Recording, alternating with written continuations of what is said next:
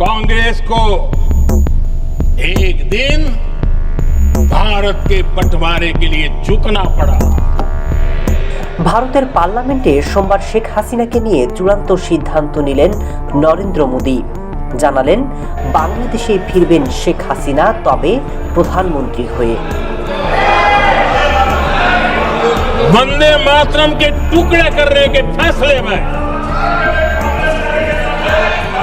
ভারতের পার্লামেন্ট অধিবেশনে শেখ হাসিনাকে নিয়ে প্রশ্ন তোলেন বিরোধী কংগ্রেস। বলেন শেখ হাসিনা কি ভারতেই থেকে যাবে কিনা। সেই প্রশ্নের উত্তরে মোদি জানান, ভারত শেখ হাসিনাকে আশ্রয় দেয়নি, বরং এই আশ্রয় দিয়েছে বাংলা কূটনীতি। कि नेहरू जी मुस्लिम लीग के आधारहीन बयानों को तगड़ा जवाब देते। মোদি বাংলা আর বাঙালির কথা তুলে ধরে বলেন, বাংলাকে ভাগ করতে কংগ্রেস তার রাজনীতি শুরু করেছে। হাসিনাকে নিয়ে এখন রাজনীতি করতে চায়। और कांग्रेस का ये तुष्टीकरण की राजनीति को साधने का एक तरीका था।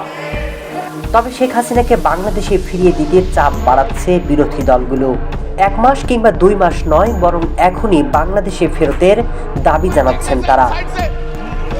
आपको इधर सर हम सुनिए, आपको आपसे ज्यादा स्मार्ट इधर कोई नहीं है।